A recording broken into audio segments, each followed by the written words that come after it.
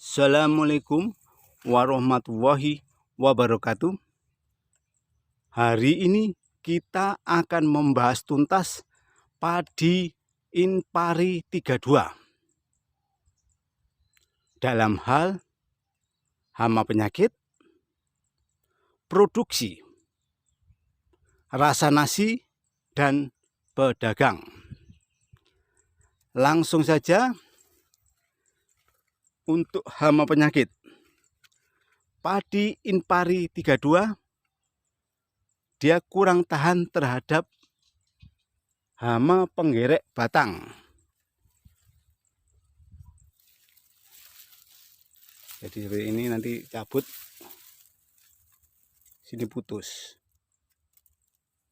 akhirnya sini kering, nggak berisi. Ini yang pertama, dia rentan hama penggerek batang. Yang kedua, gulma itu sangat mudah sekali tumbuh di Inpari 32. Untuk Inpari 32 biasanya membersihkan rumputnya itu sampai 3 kali. Padi lainnya biasanya cukup 2 kali. Kelemahan lainnya, ini, malainya itu tidak panjang, sekitar 21 cm, dan jumlah bulirnya juga tidak banyak, sekitar 165 bulir per malai, jadi nggak sampai 200 ya. Itu juga kelemahannya. Kelemahan lainnya, tanaman Inpari 32 itu mudah roboh. Kenapa? Batangnya itu kecil dan agak lembek, sehingga mudah roboh. Sama seperti tanaman lainnya, Inpari juga tidak tahan wereng. Inpari 32 juga tidak tahan wereng. Ini adalah contoh padi Inpari 32 yang terserang hama wereng. Untuk umur tanaman cukup panjang, sekitar 120 hari setelah sebar. Jadi itu, selain kelemahan, dia mempunyai kelebihan. Dia cukup tahan terhadap penyakit potong leher. Jadi biasanya potong leher ini, kalau ini misalnya padi, di sini tuh biasanya busuk, akhirnya ini terpotong, nggak berisi. Dia itu tahan. Yang kedua, dia cukup tahan penyakit kresek atau Xanthomonas.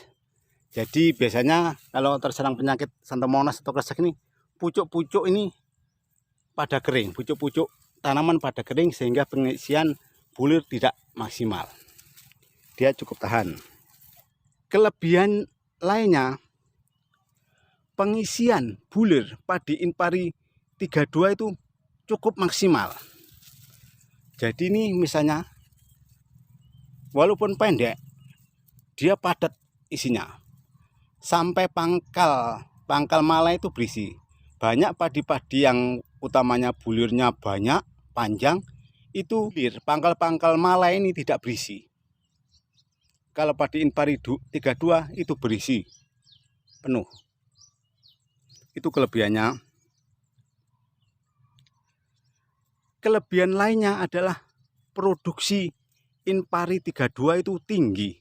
Walaupun penampakannya kurang meyakinkan karena pendek malainya, jumlah bulir tidak banyak, tetapi ternyata produksinya tinggi. Jadi sawah saya ini luasan setengah bau atau 3.500 meter persegi. biasanya produksinya mampu menghasilkan 2,6 ton.